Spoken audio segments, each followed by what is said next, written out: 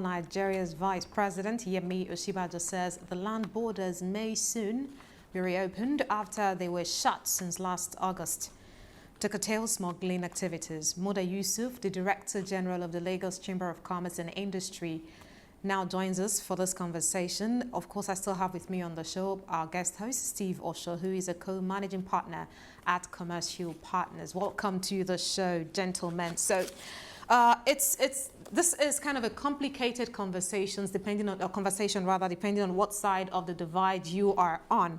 And I've been looking at details from the statement released by the Manufacturers Association of Nigeria and the Lagos Chamber of Commerce in some conversation that you had on this reopening of the border closure. But I'll just go straight to you, Muda, and start with first, what happens to the wins that the country recorded from the border closure? We know from the results that we went through for half year of 2020 that a few companies did come out to say that they were able to score the impressive numbers that they did despite the COVID-19 pandemic because of the border closure, because they recorded low counterfeiting and smuggling. What happens to these gains, Muda?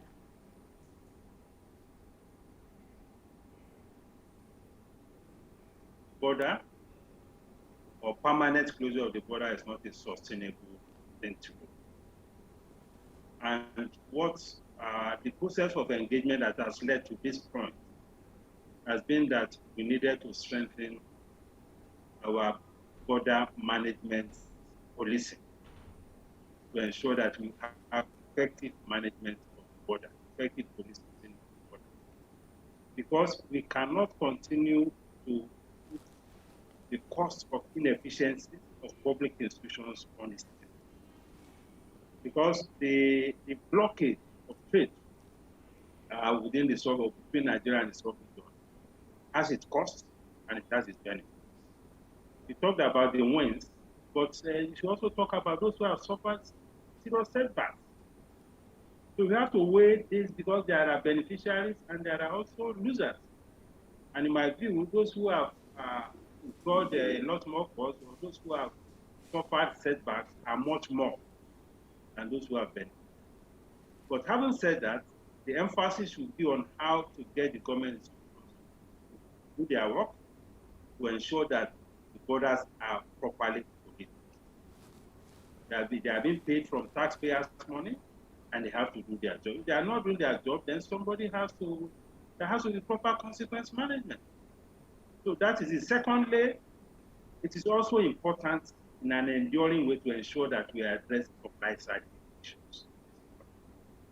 Because part of the problem we are having with international trade is the weaknesses on the supply side.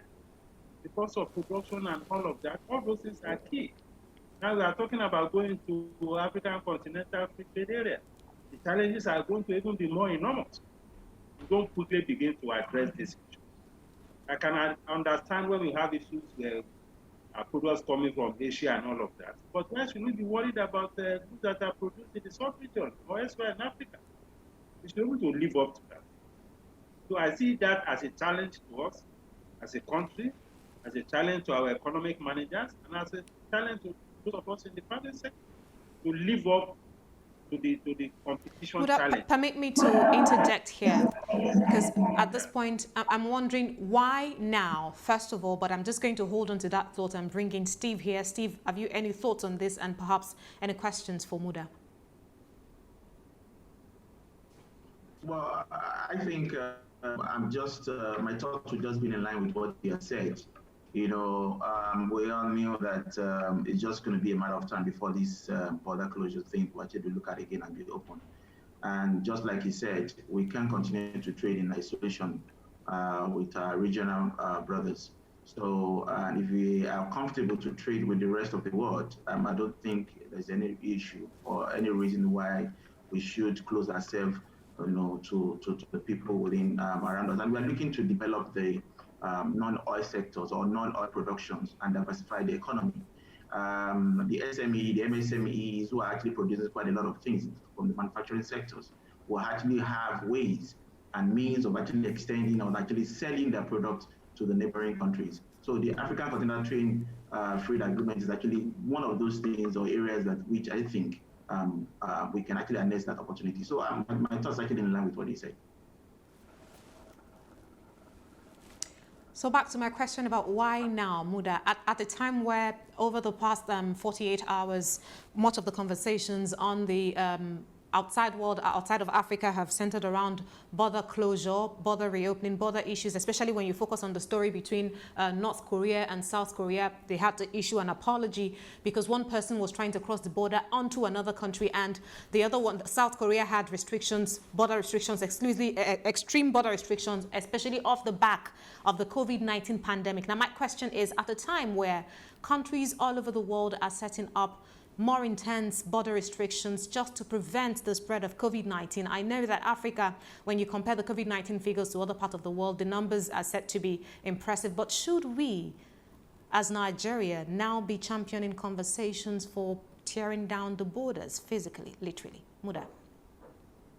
Now, the risk of COVID-19 is not so much within the sub-region.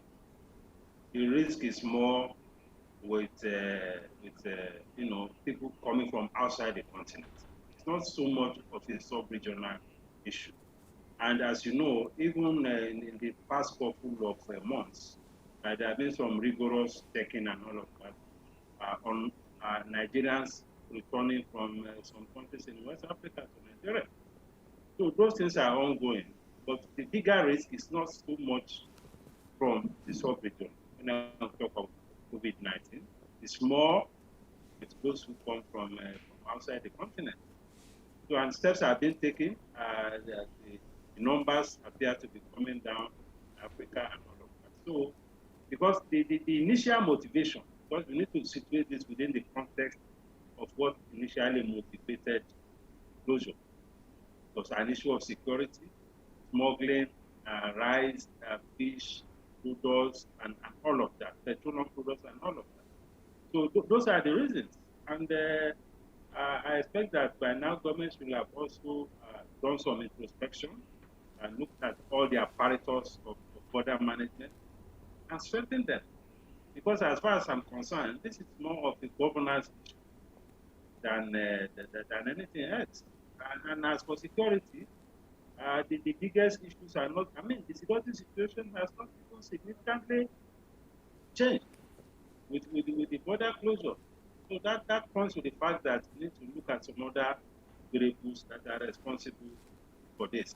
But we have to look at all these things in a very holistic manner and to know what kind of strategies we deploy to ensure we get the right kind of country.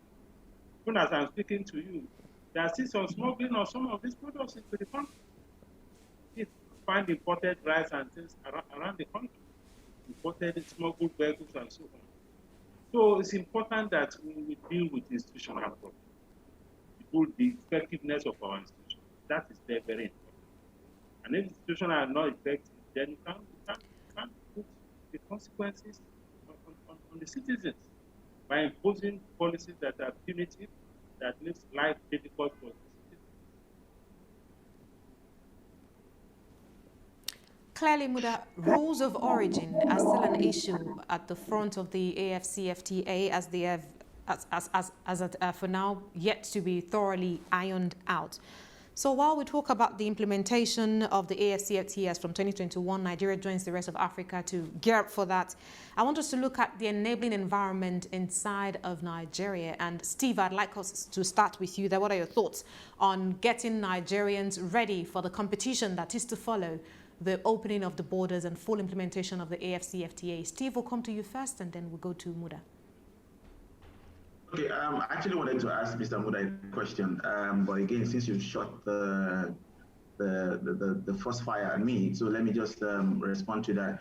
I think it's actually the right thing to do, that they're opening up the African Continental Free Trade Area Agreement in January 2021. I would assume that with the CAMA that was just been signed into law, and the ease of doing business in Nigeria, and the enabling environment that's been created through the consultations to actually reopen the border, I think it's going to augur well for the economy in the long run. But we need to just prepare ourselves in-house to opportunities in terms of how much we're going to be prepared to actually take up the challenges in terms of the quality of product we're going to be sending across the borders, and trading with all these other African countries. I think it's going to be key. I think communication too is very important from the government. I don't think they've been doing that a lot recently. I think we need to communicate a lot. Okay. Let the citizens actually know more about what is happening. Steve, you can throw in your question now, and then we'll let Muda finish on that. We'll let him have the last say. Okay, my question to Mr. Muda is that what do you think as a country we should do, considering the fact that the product standardization coming from Africa, especially Nigeria, is actually a concern to the rest of the world? So how do we ensure that the standard of products we're actually going to be sending out to other countries when the AfCFTA actually kicks off is going to be what will meet the world standard?